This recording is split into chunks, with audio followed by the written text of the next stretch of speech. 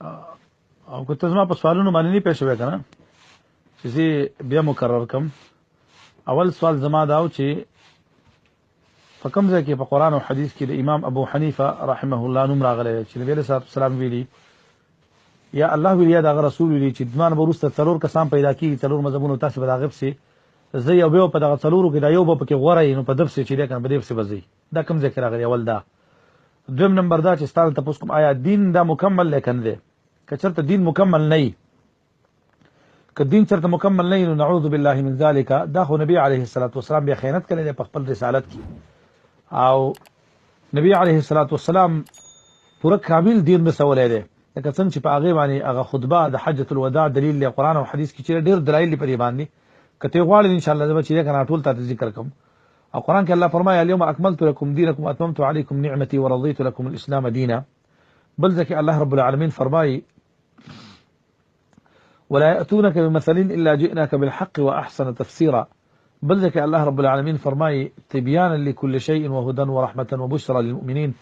قرآن ببارك الله چه فرماي كتر الدين كامل مكمل نين والعياذ بالله من ذلك داخل نبي عليه الصلاة والسلام چه كان خيانت كلي پر رسالت کی. هذا الله دين چه كان كامل نين رسوله. خبر ما پیش وکړه که چېرته دین مکمل نو دې ته خو دغه ته تقلید ته حاجت رانغی، تقلید ته چې سر نه حاجت رانغی بیا. او بل دا چې دا ټول دین د امام ابو حنیفه رحمه الله په مذهب کې شته کو نه تاسو چې کوم د حنفیت دعوه کوي په دې کې شته کنه که چېرته یې په دې کې دا درې مذهبونه چې دی کنه درې مذهبونه دا خو به باطل شو، او حالانکه هغه ځان مستقل مذهبونه چې دی کنه دا موجود دی. او که چېرته په مذهب حنفي کې ټول دین نه ټول دین چې دی کنه دا پکې نه، نو بیا پکار دا چې د نورو مذهبونو ته چې دی کنه هم موږ لاړ شو د قرآن او حدیث ته چې دی کنه اخذ وکړو بیا خو تقلید ته حاجت رانغی. او که چېرته ټول دین پکې په مذهب حنفي کې دغه نور مذهبونه چې دی کنه دا باطل شو. خبره باندې پوه شو که نه؟ دا تا ته ما مختصر په دې کلیپ کې ذکر کړی که چېرته ذهن نه دې وتي. او ستا ټول کلیپونه ما اورېدلي دي د ماشومانو غوندې خبرې کوي. ته سر مدرسې په خوا ورغلی او دغه مدرسې په ګېټ هم یو رښتیا خبره ده چې د بدعتیانو مشرکانو چې دی که نه د مشرکانو د غلام اظهر د څه شاګرد دي، د مشرکانو به څه شاګردان یو په خپله باندې مشرکو الله رب العالمین چې دی که نه درک اسفل ته رسولی دی. په خبره باندې پوه شوې که نه؟ او ان شاء الله ځوانان چې دي کنه دا شته داعیان د حق د کتاب او سنت خلق را روان دي. الحمدلله موږ حنفیت نه توبه ایستلې ده او الله دې موږ ته هغه معافي وکړي چې کوم هغه د هغه عمر معافي وکړي چې کوم په حنفیت کې تیر کړی ده. خبره باندې پېښ وکړه. او ان شاء الله موږ د مشرکانو په هر میدان او په هر مقابله کې چې په هر وخت ته ولاړ او ته چې په حنفیت کې فرقې نشي را یو ستا مرګره چې دی کنه دا حنیف احمد صاحب دا وایي چې دیوبندی ما او ته چې زه په دیوبندیت کې دغه نشته دا فرقې څه ته چې په عجیب خبره ده، عجیب خبره کوي تاسو ماشومان باندې خبرې کوي چېرته کتاب د کترین د ماشوم. الحمد لله وحده والصلاة والسلام على من لا نبي بعده. لا مذهب خناسان په احنافو په مقلدینو باندې اول اعتراض دا کوي چې د دې څلورو واړو امامانو نومونه په قرآن او په حدیث کې شته، خصوصا بیا د امام اعظم ابو حنیفه رحمه الله مقلدینو ته وایي چې تاسو د امام صاحب نوم موږ ته په قرآن او په حدیث کې راوښایئ. ګورئ ورونو لا مذهب دومره یتیم مسلک دی چې یو اعتراض هم د خپل ځان نه کولی نشي. دا اعتراض د شیعاګانو قیخوري ده. حافظ ابن تیمیه رحمه الله په منهاج السنه کې د روافضو شیعاګانو د اعتراض را نقل کړی دی چې هغوی به اهل سنت والجماعت ته ویلي چې تاسو د دې خپلو څلورو واړو امامانو نومونه په قرآن او په حدیث کې موږ ته راوښایئ.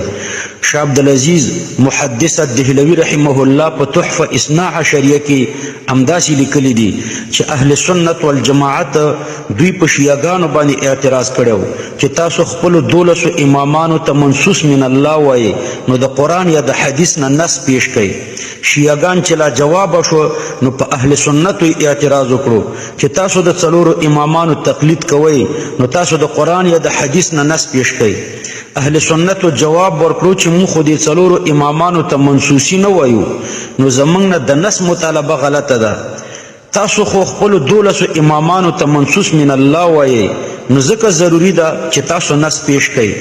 د سوال صحیح طریقه داسې ده چې په دلایلو اربعه او شرعیو کې په کوم دلیل د ائمه اربعه تقلید واجب ده. ګورئ ورونو د فقه حنفي په مذمت کې د ټولو نه اولنی کتاب په نامه د استقصاء الافهام ولیکلی شو. د دې کتاب مصنف یو متعصب شیعه حامد حسین کیستوري و. د دې نه وروسته غیر مقلدینو چې د فقه حنفي په خلاف څومره کتابونه لیکلي دي دا ټول د دې شیعه د کتاب نقالي ده او د شیعهګانو قیخوري ده. غیر مقلد محمد حسین بیټالوي وکیل اهل حدیث هند هغه په دې اقرار کوي چې زموږ د ټولو اعتراضونو مأخذ د حامد حسین شیعي کتاب دی. وګورئ د دې محمد حسین بیټالوي کتاب الصارم السیف الصارم لمحمد حسین بیټالوي. دویم کتاب یو نام نهاد مسلمان هریچند ابن دیوانچند کتری ولیکلو په نامه د الظفر المبین. دین او مسلم بیا ځان ته مولوي محی الدین نوم کېښودلو.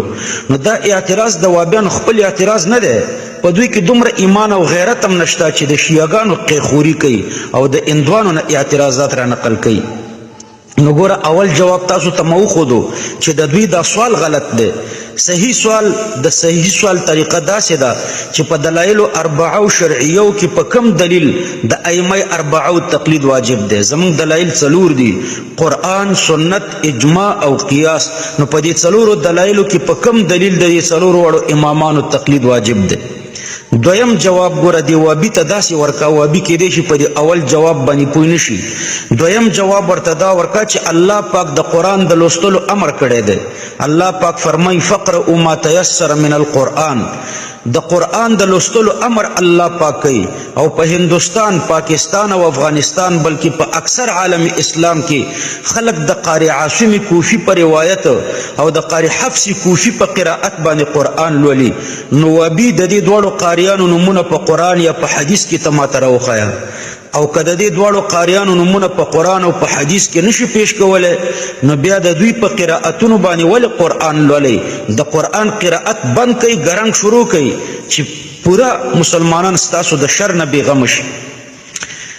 نو تاسو به ضرور دا جواب کوئ چې د قرائت امر الله پاک کړی دی او قاری عاصم کوفی او قاری حفص کوفی دا په اجماع د امت باندې قاریان دي. نو دا رنګه په قرآن او په حدیث کې الله پاک د عمل بالحدیث امر کړی دی او مسلمانان د صحاح ستو وغیره احادیثو په کتابونو باندې عمل کوي.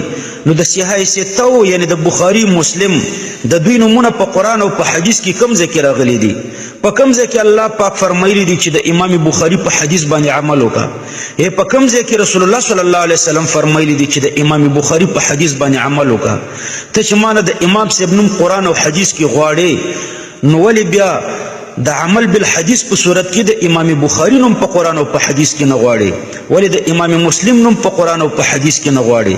دلته به تم دا جواب کوي چې الله پاک او پیغمبر علیه السلام د عمل بالحدیث حکم کوي او د بخاری او د مسلم او د نور محدثینو محدثواله په اجماع ثابت دی.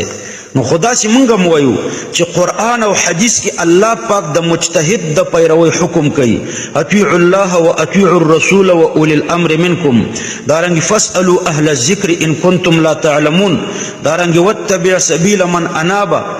دا ټول آیتونه د مجتهد د پیروي حکم کوي او دا څلور امامان په اجماع او په تواتر باندې مجتهدین دي.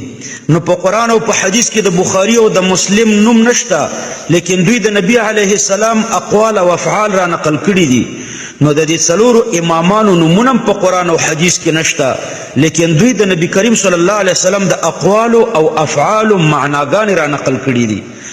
د الله پاک او د الله د پیغمبر د اقوالو او د افعالو نه احکام مستنبطی امت ته بیان کړي دي. محدثین اقوال او افعال بیانوي او فقها او مجتهدین د پیغمبر علیه السلام د اقوال او د افعال معناګانې امت ته بیانوي. ورونو یو دریم تاسو په دوی باندې اعتراض وکئ، الزامی اعتراض. تر کومه پورې به تاسو دوی ته جوابونه ورکوئ؟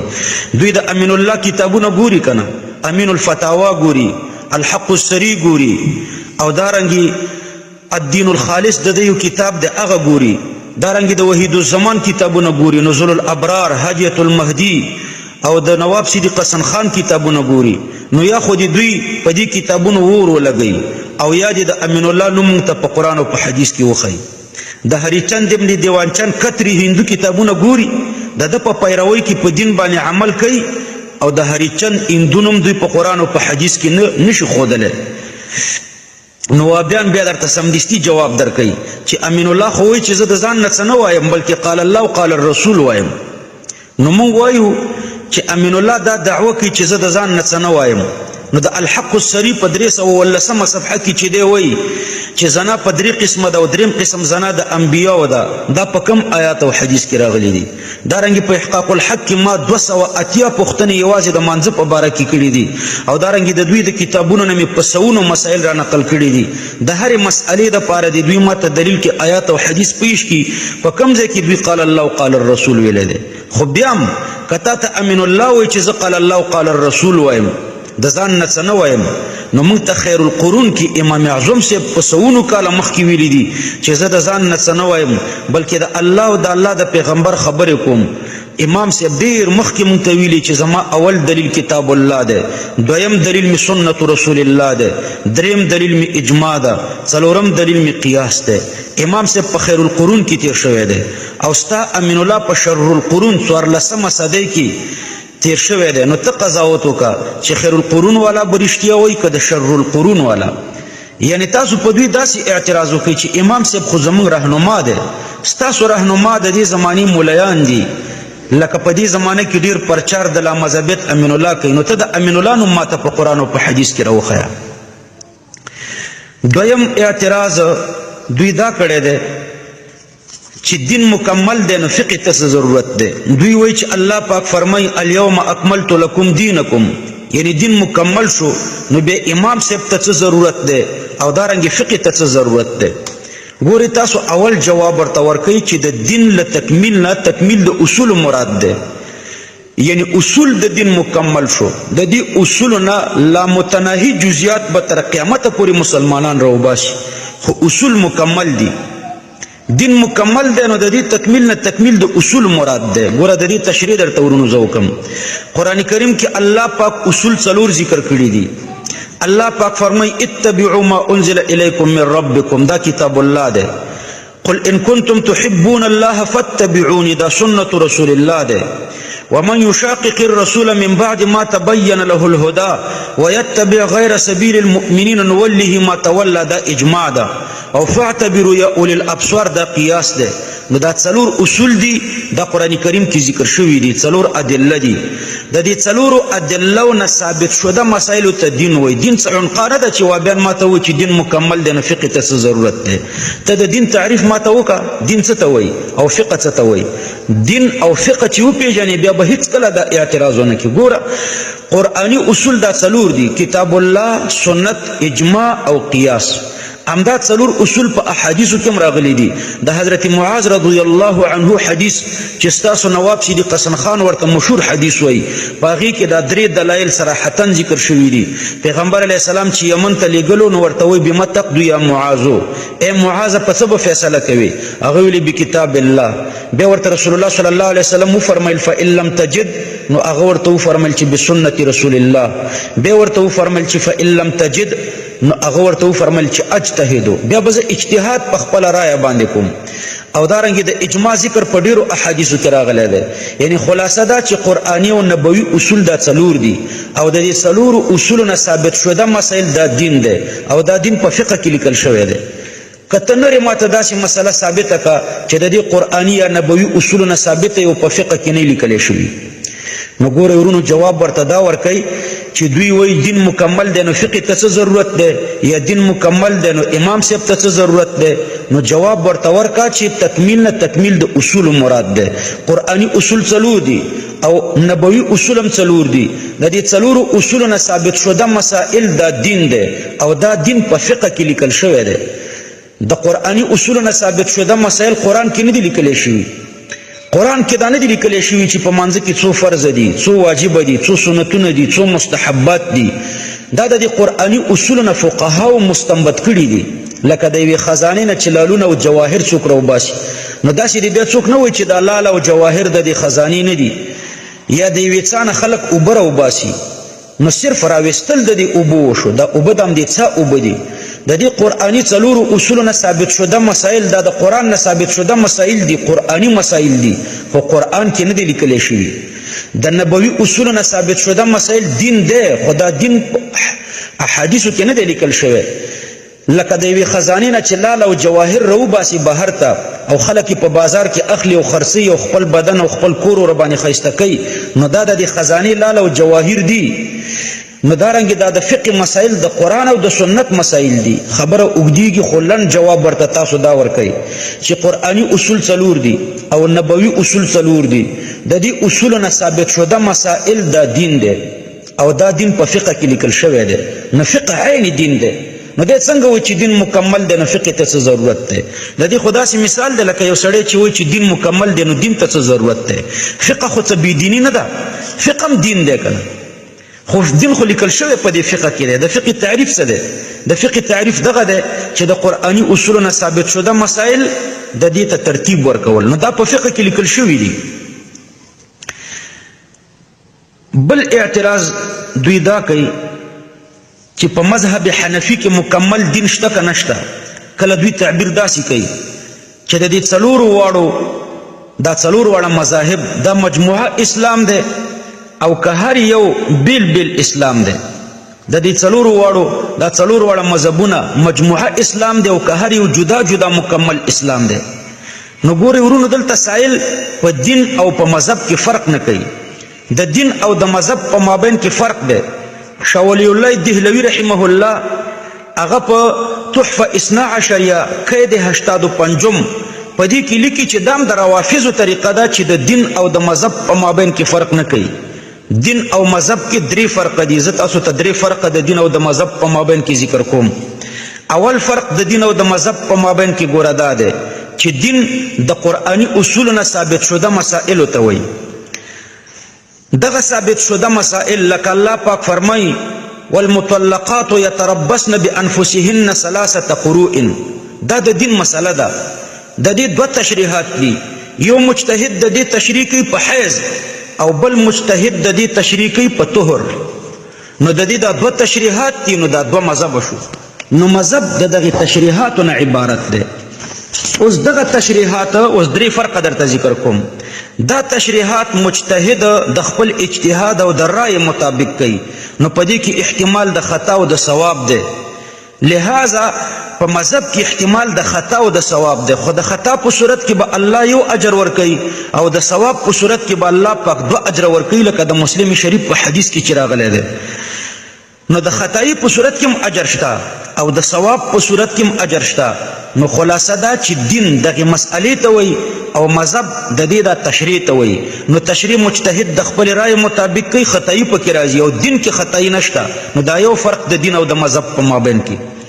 دویم فرق پکې دا دی چې دا تشریحات کله ډیر شي ځکه تشریحات کله هر مجتهد د خپل رای مطابق کوي نو کله د رای د مجتهدینو بدلی وي لہذا تشریحات کله بدلیږي نو چې تشریحات مختلف شي نو مذهبونه ډیر شي د مسلم شریف په مقدمه کې یو مذهب یو صحابي ته منسوبیږي بل مذهب بل صحابي ته منسوبیږي نو خلاصه دا چې مذهبونو کې تعدد دی خو دین کې تعدد نشته دین به یو دین دی او دریم فرق دا دی چې ګوره مذهب هر مجتهد د خپل اجتهاد مطابق کوي نو چې هر مجتهد تشریح د یو آیات او د یوې مسئلې د خپل اجتهاد مطابق وکړه نو یو فرق خو ما درته دا ذکر کړو چې په مذهب کې خطایی راځي دویم دا چې په مذهب کې مذهبونو کې تعدد راځي او دریم دا چې مذهب غیر مقصود دی مقصود ورته دین دی نو عرض مې دا و چې د دین او د مذهب په مابین کې فرق نه کول دا شیعتوب دی شیعگان د دین او د مذهب په مابین کې فرق نه کوي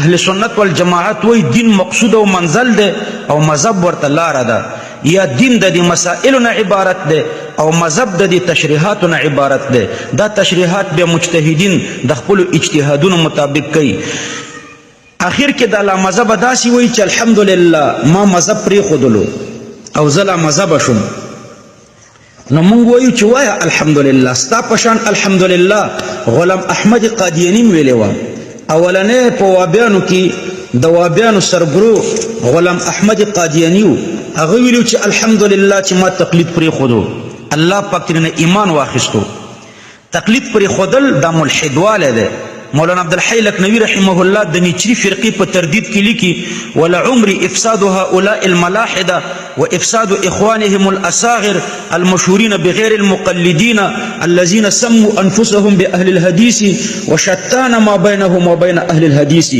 قد شاع في جميع بلاد الهند وبعض بلاد غير الهند. یعنی زما د خپل عمر په خالق باندې قسمی چې د مشرانو ملحدینو نیچریانو او د کشرانو ملحدینو اهل حدیثو فساد خورول په ټول هندوستان او په ځینو نورو ملکونو کې عام شوي دي. د دوی په وجه باندې په ښارونو کې ورانۍ او عنادونه واقع شوي دي او د دوی او د اهل حدیثو بالمعنى الحقیقي یعنی د محدثینو ترمنځ هیڅ تعلق نشته. نو ستا پنیز الحمدلله نیچریانو م ویلې وه، مرزا قادیاني م ویلې وه او تی مسوایا ستا عاقبتم د امغوی په شان دی انشاءالله. مشهور غیر مقلد محمد حسین بیټالوي ستاسو خپل وابي دی، هغه لیکي چې د 25 کلنې تجربې نه ماته دا خبره معلومه شوه. 25 کاله د دا چغې ووالې چې الحمدلله مذهب مې پرېښودو، خو 25 کاله بعد دی وایي څوک چې له بې علمۍ سره سره مطلقي تقلید پرېږدي هغه به په آخر کې اسلام ته د متارکې سلام کوي. د کفر او د مرتدوالي نورم ډېر اسباب دي خو غټ سبب یې د تقلید پرېښودل دي. وګوره خپل کتاب رساله اشاعة السنه دویم جلد مطبوعه 1888. دارنګ ستا په شان الحمدلله غیر مقلد نیاز فتح پوری م ویلې وه.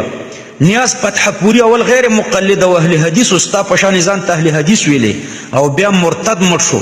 دی په یو ځای کې لیکي وایي که د مولیانو ډله مسلمانه وي نو زه یقیني کافر یم او که زه مسلمان یم نو دا مولیان به ټول کافران وي، ځکه چې د دوی په نیز اسلام یوازې ړوند تقلید ته وایي او هغه هم د رسول او د رسول د احکامو تقلید نه دی بلکې د بخاري مسلم مالک او نورو تقلید دی.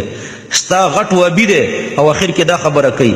بیا مخکې لیکي دا ستاسو وابي چې هغه دا ډېرې الحمدلله ګانې ویلې وي چې الحمدلله مذهب مې پرېښودو، اخر اسلام هم پرېښودو. اخر کې لیکي وایي لنډه دا چې زه احادیثو د اسلام نه بیزاره کړم.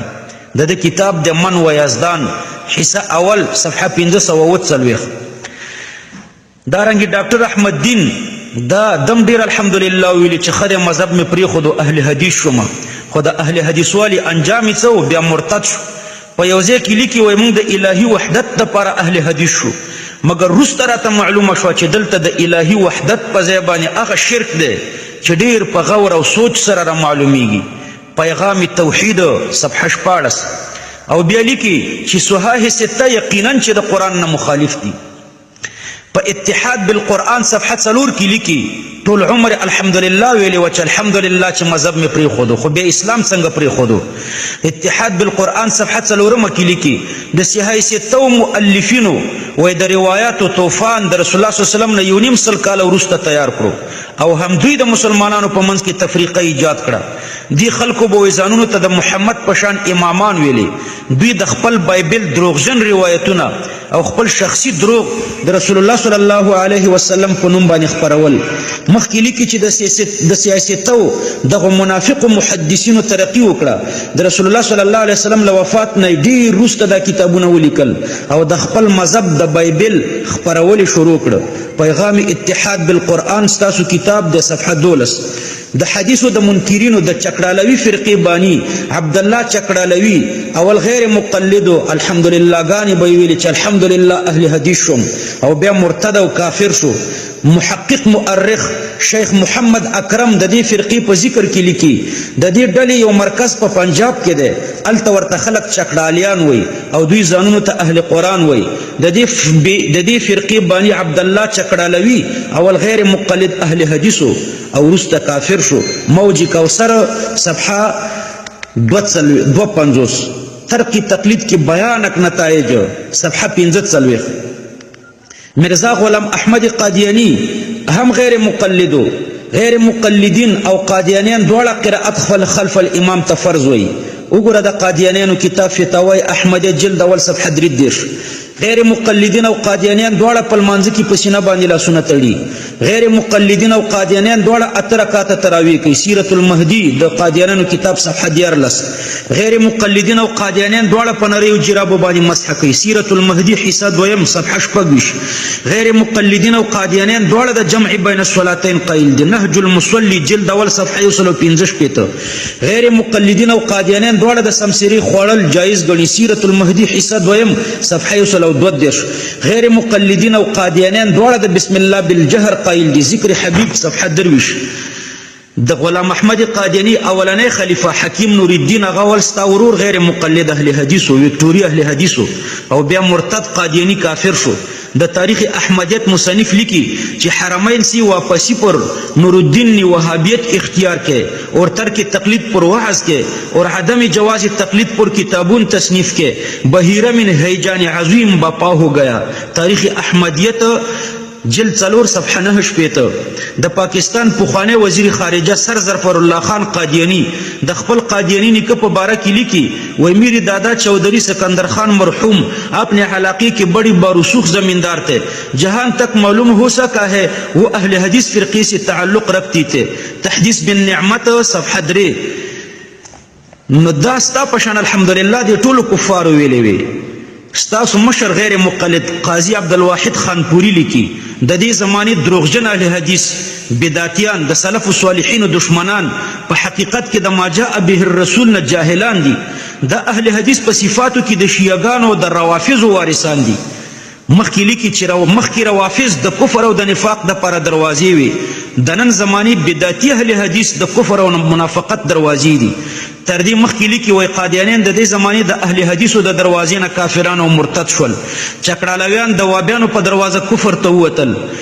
خاتمه الملحدین مولوی ثناء الله د همدې جاهل اهل حدیثو له دروازې نه کفر ته داخل شو وګوره خپل کتاب التوحید والسنه فی رد اهل الالحاد والبدعه الملقب به اظهار كفر ثناء الله بجميع اصول امنت بالله صفحه 222 ورونو تاسو ته یو عوامي دلیل وایم وابیان په اسلامی طبقاتو کې تاریخ نه لري د اسلام په تاریخ کې د مسلمانانو د لوی علماء او طبقات شته مثلا طبقات شافعیه طبقات حنبلیه طبقات مالکیه طبقات حنفیه د دنیا د کتابخانو په هیڅ کتاب کې طبقات وهابیه او طبقات د غیر مقلدینو نشته کچری یو غیر مقلد عالم کې غیرت وی نو د اسلام په تاریخ کې د ماته یو غیر مقلد عالم کم بادشاہ کم محدث کم مفسر روخی کینو په دې طبقاتو کې د ماته نوم ذکر کی چې دا طبقات غیر مقلدین دي نو انګریزانو را پیدا کړی او انګریزانم غپی د مذهب په خلاف اوس محدثین شوی